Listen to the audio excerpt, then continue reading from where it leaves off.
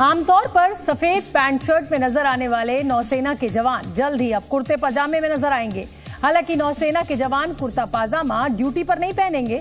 The times of India की report के मुताबिक नौसेना के अफसर और जवान ऑफिसर्स मेस में अब कुर्ता पजामा और सदरी पहनकर जाएंगे। नौसेना ने ऑफिसर्स मेस के लिए ये नया ड्रेस कोड लागू कर दिया है। वहीं महिला नौसैनिक कुर्ती और चूड़ीदार पजामा पहनकर मेस में जाएंगी। ड्रेस में इस बदलाव को गुलामी की मानसिकता से आजादी के तौर पर देखा जा रहा है। हालांकि ये ड्रेस कोड युद्धपोत और पनडुब्बियों पर तैनात अफसरों और जवानों पर लागू नहीं होगा। बताया जा रहा है कि जल्दी इस ड्रेस कोड को आर्मी और एयरफोर्स के अधिकारी मेस पर भी लागू कर दिया जाएगा। सूत्रों के मुताबिक नौसेना अफसरों और जवानों के पदों का भी भारतीयकरण करने पर विचार कर रही है।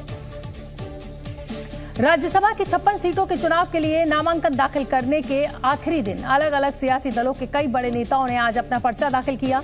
इनमें कई केंद्रीय मंत्री भी शामिल रहे, जिन्होंने पार्टी से मिले इस मौके पर धन्यवाद दिया। केंद्रीय मंत्री अश्विनी वैष्णव ने ओडिशा से राज्यसभा चुनाव के लिए अपना नामांकन दाखिल किया। इस दौरान उनके साथ प्रदेश अध्यक्ष मनमोहन सामल और पार्टी के 13 विधायक मौजूद थे। ओडिशा की 3 राज्यसभा सीटों में 1 पर बीजेपी और 2 पर एनडीए में शामिल बीजेडी ने अपने उम्मीदवार उतारे हैं। उधर गांधीनगर में बीजेपी अध्यक्ष जेपी नड्डा ने गुजरात से राज्यसभा के लिए अपना नामांकन दाखिल किया। माना जा रहा है कि हिमाचल विधानसभा चुनाव में मिली हार की वजह से नड्डा को गुजरात से नामांकन दाखिल करना पड़ा। इस दौरान सीएम भूपेंद्र पटेल समेत पार्टी के कई नेता वहां मौजूद रहे। उधर जयपुर में मदन राठौड़ और चुन्नीलाल गरासिया ने राजस्थान से बीजेपी उम्मीदवार के तौर पर नामांकन दाखिल किया। इस दौरान वहां मौजूद सीएम भजनलाल शर्मा और वसुंधरा राजे ने उन्हें बधाई दी। राज्यसभा चुनाव में नामांकन दाखिल करने वाले कई नेता ऐसे भी रहे जो कुछ दिन पहले ही पाला बदलकर दूसरे दल में शामिल हुए थे। इनमें शरद पवार को छोड़कर एनसीपी अजीत पवार गुट में शामिल होने वाले प्रफुल्ल पटेल भी थे,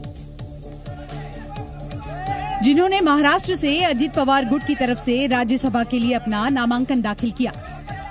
इस मौके पर उन्होंने अजीत पवार का धन्यवाद किया। अध्यक्ष अजीत पवार जी को धन्यवाद देना चाहूंगा कि उन्होंने इस राज्यसभा की जगह के लिए मुझे काबिल समझा।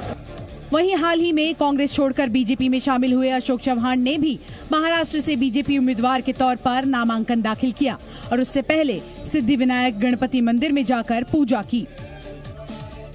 इस बीच साल 2004 से रायबरेली से लोकसभा चुनाव लड़ने वाली सोनिया गांधी ने इस बार राजस्थान से राज्यसभा के लिए नामांकन भरा है।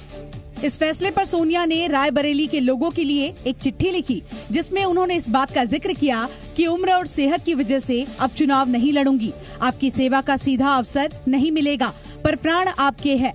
मुश्किल में परिवार को आप संभालेंगे जैसे संभालते आए हैं। मैं जो कुछ हूँ वो आपकी बदौलत हूँ। Zee News।